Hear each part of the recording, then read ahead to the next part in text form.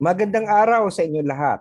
Ito na naman po si Professor Tonton Contreras at magkasama naman tayo ngayon sa isang usapang politika dito sa masasabi kong FB tape. Nasa YouTube channel na po rin tayo. Matagal na po akong nagkaroon ng YouTube channel. Binuhay ko lang uli. So, doon sa mga nanonood dito sa YouTube, paki-like na lang po, paki-subscribe na lang, at paki-share. At doon sa mga nanonood dito sa FB, paki-like na rin po at paki-share. At mas maganda, mag-follow na rin kayo sa YouTube channel ko. Ngayong araw, pag-uusapan natin si Isko Moreno. Kasi nung dalawang araw na nakakalipas, inunan natin si Leni Robredo, tapos si Bongbong Marcos.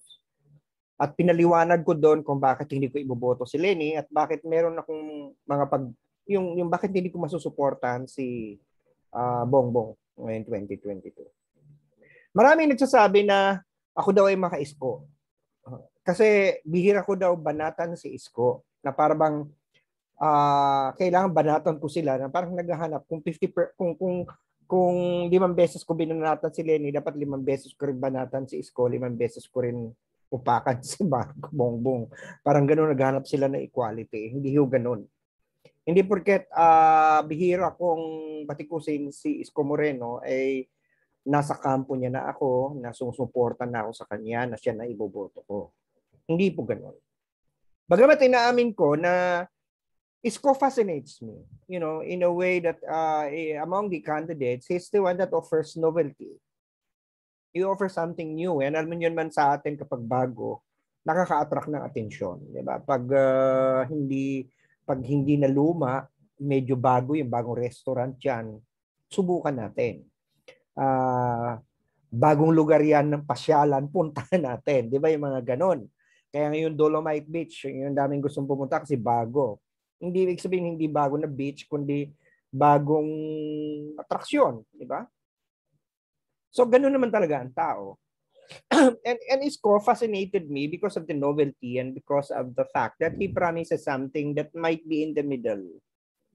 He spoke about ending the conflict between, what he calls the Dilawan, which he even calls yellow cards, and the Marcos loyalists. He is in the middle. So for me, it's attractive because ako, sabi ko nga sa inyo, ang hinahanap ko ngayon ay yung mag-iisa sa bansa. Yung magkakaroon ng pagkakataon na pagsamahin yung mga nagbabangayan ng mga Marcos loyalists at saka mga Leni supporters. Dahil ang Leni supporters, minana lang naman yan ng LP na Dilawan di umano at mga Marcos loyalists, kakampi naman yan ng mga DDS o mga kung tawagin ay Dutertards. Ngayon, yun kasi ang hinahanap ko eh. So of course, inaamin ko, I'm not going to lie to you that for a while, I look at Isko as someone that might be it. And the word is for a while. That is the key. That is the key. Maganda ang kanyang hashtag, maganda ang kanyang unang dating sa ads. Maganda ang performance niya sa Metro Manila, sa NCR. Di ba? Pero habang tumatagal, in fact, na-impress ako sa kanya kasi there was a time that I posted something critical of him. Or pinuna ko siya. Talagang from all among the candidates, he was the only one who personally messaged me in Facebook. Okay? Now, maraming kasabi, baka naman hindi ho si Isko Moreno yun, baka ibang account yan, tauhan niya lang yan, and nagpapanggap na siya. Tara, kausapin kayo. Well, of course, ang pumapasok, I was in Bonn yesterday. But for his campaign to have that effort, kahit hindi siya yon, kahit merong isang taong nag-ask on his behalf, but for his campaign to have the extra effort to talk to me, it's something. Sabi ko, maganda to eh. Pero at the same time, marami din kasi ako mga agam-agam kay Isko at habang tumatagal, dumadami yon. Of course, nagsimula lang yan sa petty na, there was a time that I was sort of, and every time he say something, sabi, ang galing naman itong batang to. Okay, ayokong tawa yung bata. Pero mas matanda naman tayo kay Yorme. Sabi ko, ang galing naman niya magsalita, ang galing ng kanyang manager, handler, ang galing ng kanyang hashtag, ang galing ng mga sinasabi niya. Sabi ko, and you know, he answers straightforward. Nung tinanong siya tungkol sa anong gagawin niya tungkol sa poverty, sa Calabarzon, sinagot niya, pababain ng presyo ng gasolina. And for me, that is, walang paabog-abog, walang patumpik-tumpik, diretso. Sabi ko nga, wet straight to the jugular.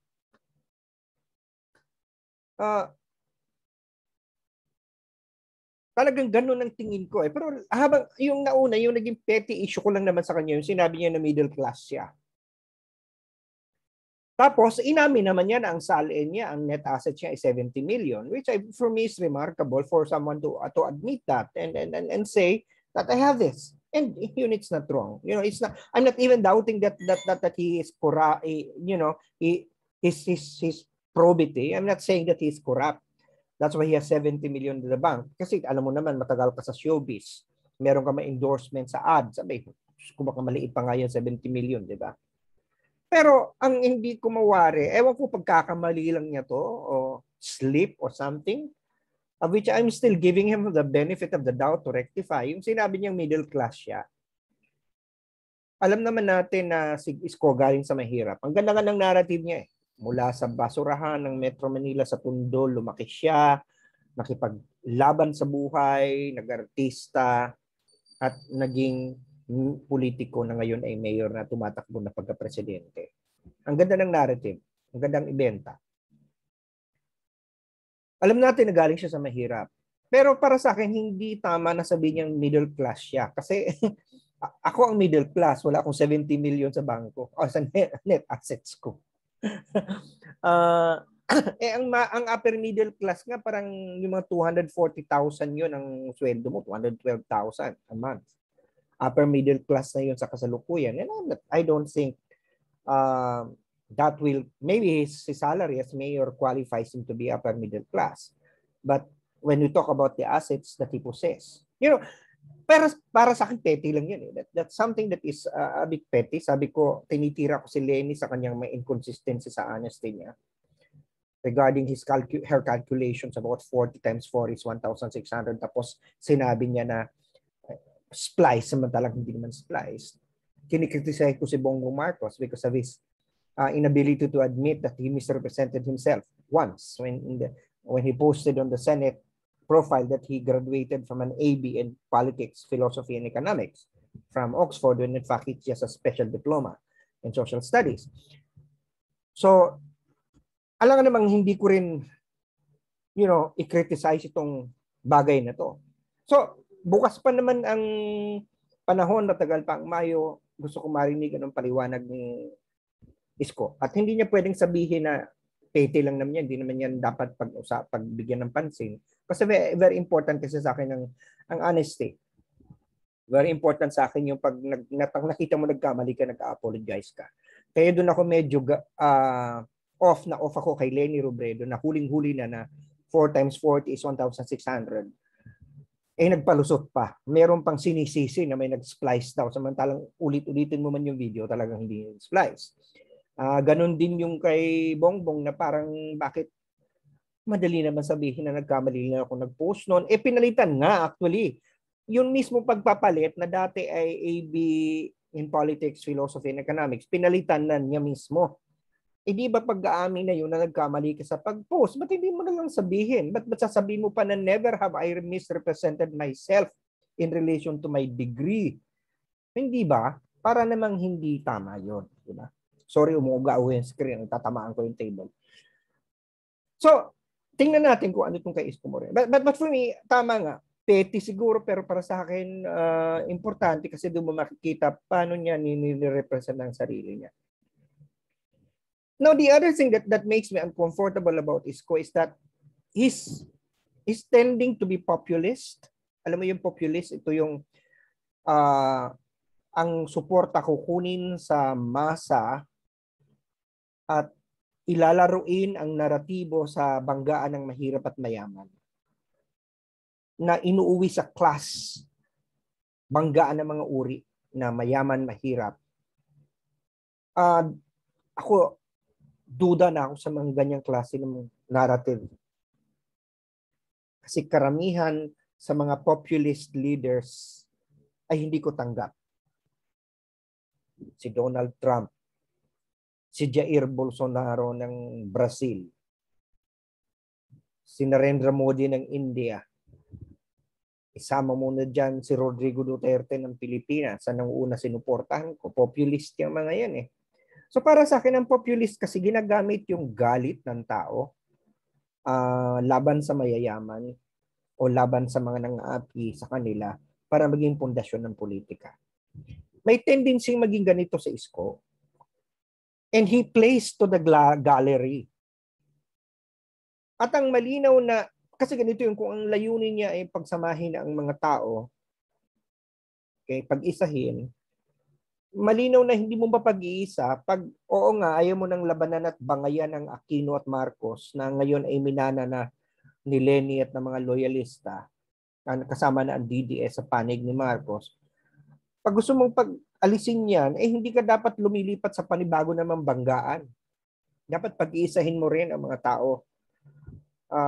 So doon medyo ako ay hindi komportable. At ang isa pang hindi ako komportable because of his tendency to be a populist is that he tends to play to the gallery, yung magsasalita siya na may angas at gusto niyang of course mga politiko ganyan eh. Pero ang akin kasi dapat maging cerebral, rational, hindi yung pangunahan ka ng angas na magpakitang gilas. Yun ang word. Parang masyadong nagpapakitang gilas si Isko. Maybe because people see him as fresh. Of course, he's fresh. Fresco in a sense of fresh, a fresh face, a new face. But alam naman natin na pagiging fresh o fresco, may second meaning yan sa Pilipino. Yung fresco pwedeng sariwa. Pag sariwa, maganda. Pag sariwa ang isda, hindi bilasa. Di ba? Pag sariwa ang gulay, hindi pa lamog. Fresco pa. Pero meron tayong another meaning for fresco, which is masyadong mayabang. Di ba? Masyadong atat. So, yun ang nakikitang maaring disadvantage niya because he wants to compensate for the fact that he is new, that he wants to play up to the gallery. Ang isa sa mga malinaw na ano dyan, itong issue ng pag-utos niya, pagpalabas niya ng kautusan na maging voluntaryo na lang ang pag-wear ng face shield sa Manila. Alam mo, debate naman talaga yan. Ako personally, kahit alam ko na hindi scientific ang paggamit ng face shield, o kahit may mga question sa scientificity ng face shield wearing, para sa akin, ako komportable pa rin mag-wear ng face shield pag maraming tao. Hindi ako para akong hubad. Dati-rate, enough na sa akin ng face mask. Pero nung naging matindi yung COVID-19, parang dagdag na protection ko psychological. May gamit na psychological yung face shield. Of course, it is inconvenient. Kahit ako, nagreklamo dyan eh. Na parang pag naglalakad ka, hindi mo nagka-fog. Diba? Pag umuulan, wala namang wiper siya nababasa. So, it is inconvenient. And I can understand where Mayor Isko is coming from. Pero, dito, nanguna naman sa kanya yung pagpapakitang gilas eh. Yung pagiging presko na maaring mag-show ng some level of immaturity. Kasi kung ako ang tatanungin, sa panahon na binaba ng IATF ang alert level sa Manila, naging level 2 na lang. At marami na nagpupuntahan sa mall, pati mga bata, nagsisiksikan na sa sasakyan dahil pwede nang pumasok maraming tao pero hindi naman ganun kadami ang sasakyan na hindi na pagplanuhang maigi, di ba? So ayan, tapos binawasan pa yung tinaasan pa yung pwede na sumakay, inalis pa yung mga plastic barrier sa loob ng mga bus at mga jeep. Ay di, malaki yung panganib na pwedeng magkaroon ng resurgence. Although sana naman hindi. So kung maingat ang isang politiko katulad ng Isko, naghintay muna sana siya ng 2 weeks para makita kung walang pag-akyat sa kaso. Kasi kahit yung hindi pagsusuot ng face shield, Yan, kahit hindi yan ang dahilan.